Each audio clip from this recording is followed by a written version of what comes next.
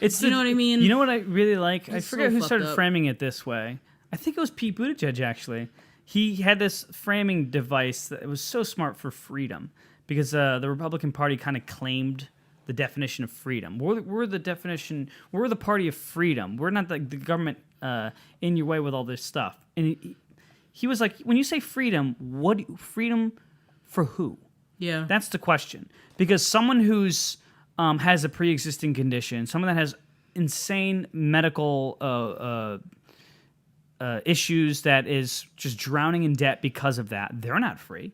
Mm-hmm. Because they're just working towards that. How about someone who's marginalized in an area or something, or because of work or their orientation or something like that, they're not free.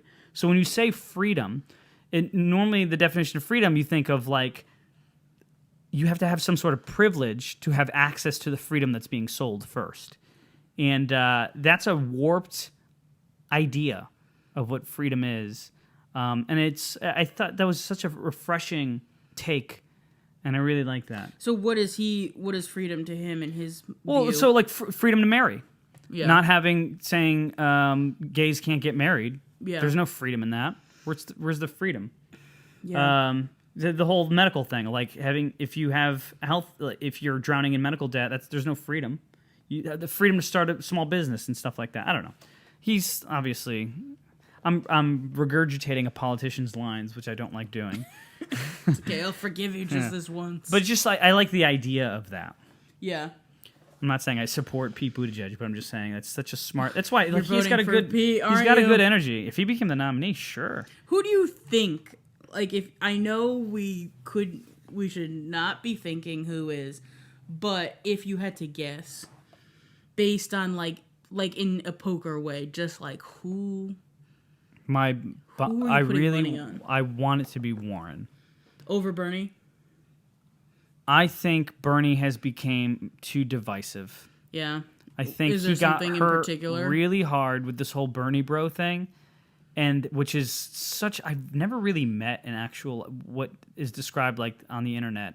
All these Bernie bros. It feels like it was some sort of like created attack on him. That Bernie bros actually don't exist to the extent. I've never met one either. No, but the thing is, I mean, I guess I believe people that they exist, but I've never met one. Center-left people, privileged center-left people, like adopted this Bernie bro thing and ran for it because they wanted Hillary Clinton so bad. Remember when center-left so people equated Hillary Clinton with feminism?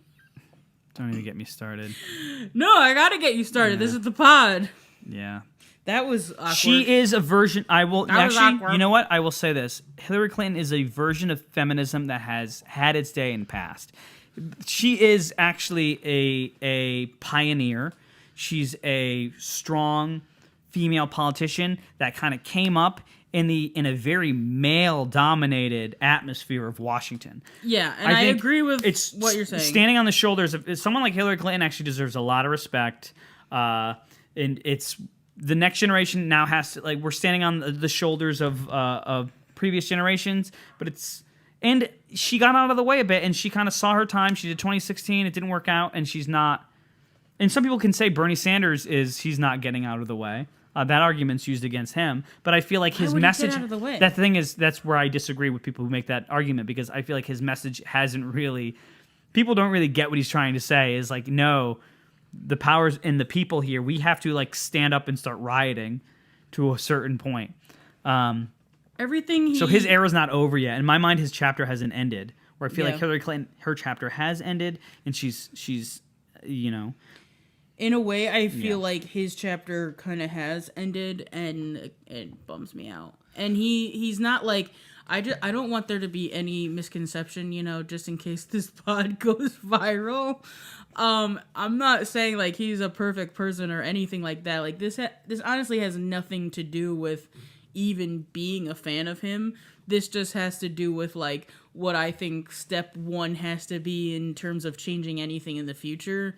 And that is like changing how, what is happening with money. And I'm not smart enough to explain it, but all we're trying to say is get all your news from podcasts. Don't listen to the media.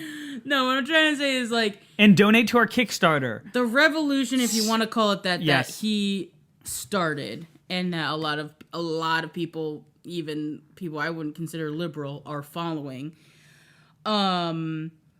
He's To definitely me influenced. is so important that oh my god, I'm so sorry. I'm losing everything I've ever I'm losing it. It's hot in the studio Yeah, today. it's so hot, and I can't think, and I did not sleep last night. But okay, I shouldn't make excuses. Okay, I just can't. I'm not a good talker. Bernie Sanders influenced the next generation. Someone like an AOC. And so in that sense, I think Yeah. he is kind of over, and because he doesn't do things perfectly about like the way he explains, like even just like when someone asked him about reparations, have a fucking clear answer, dude. If you don't have a clear answer, it makes it seem like it's not important to you. I'm not saying it's not important to you. Maybe you go home and think about it all the time, but like the way you talk about it makes it seem like maybe you didn't think about it. Yeah. And so that stuff is like deeply troubling to me. But his political revolution that he started is so important to me that it's like I just want that to win so bad, because it's something to hold on to, whereas like the other politicians, let's say someone is better with having like a perfect answer about race or reparations or something, it's harder, even if it's perfect sounding, it's harder to trust what they'll do. So that's why I want him, because there's like some baseline level of trust that he will do progressive things, whereas other people, I don't know. Yeah. I just don't know. Was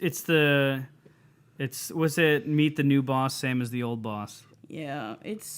Teenage Wasteland, baby. The Who. What do you think of Kamala? She's just, I mean... Do you like? She was fucking perfect in the debates. She was, but she just seems like a run-of-the-mill politician to me. Yeah. She's like, I don't trust her at all. I don't, as much as I trust other politicians, you know what I mean? Mm-hmm. Okay. Like now she's kind of walking back on the whole Medicare for all thing. Like, no. Mm-hmm. No. Who is your second Bernie? I'm just curious how far up he is for Bernie's my one, but he's like the ideal world would be Bernie, but that's not gonna. I just don't see it happening. Even though he's the most popular. I don't. I think Or I guess he's not. I guess Joe Biden. I don't believe that. I seriously don't. I seriously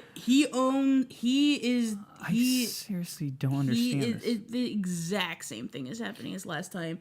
All of the liberal shows only talk about him, and they won't say anything bad about him. They make jokes about anything bad about him. They minimize all of the critiques, and they, like if Biden and Bernie and Warren went on The View, like the differences that he gets is amazing. Like every fucking station has picked who it is, and it's Joe because the company knows that he will be the most friendly to them. In that debate, it is so sad. That first debate, if it was anybody else, they would already be out of the race. My God, he was such a loser. Harris dunked on him. The way she dunked on him. She dunked the whole time. If he was anybody else, he would be destroyed. But the media, they want to keep him alive. They're like, oh shit, we got to keep him alive because he's the donor class's candidate. I just can't believe he literally said it. I can't believe this is happening, but obviously I can. He said it in a fundraiser. He goes, "Nothing will fundamentally change," and that literally is the message. And I think like that is the truest fucking thing. Does anyone I've heard from him from his mouth? I know I'm not like an expert pollster, and I'll be honest, I don't know that much about politics, but yeah, we've talked for 41 minutes. Does anyone see a problem with the fact that I know people like him more than Hillary? Like they think he's cute and stuff, and they think he's more cuddly, and I do think, fucking whatever. I don't want to talk about Hillary or Joe, but like what I'm trying to say is, does anyone have a problem with that? This is if Joe wins, that this is the same election as last time? I think about that every time I think about politics. Like, that's what I think about every single day. Yeah. Like, no one sees that this is almost the exact same election, and that you are so lucky that you have a fucking second chance that old ass Bernie is even running again. He could be just like chilling. And if he wasn't, Warren is. Like, you have a second chance, and if fucking Joe gets it, I swear to God. I think Warren to me, Elizabeth Warren is the bet. I think Bernie Sanders is great. Bernie Sanders would make a great cabinet official, too. I think, like, if Warren wins, Bernie's not gone. I think you put him in the cabinet somewhere. Treasury or some shit. I don't know. Or maybe that's not the right one. But whatever. Everyone disagrees Labor with me, but or I still something. think they should be one and the other one vice. Everyone's like, no, you can't do that because you need to have someone different.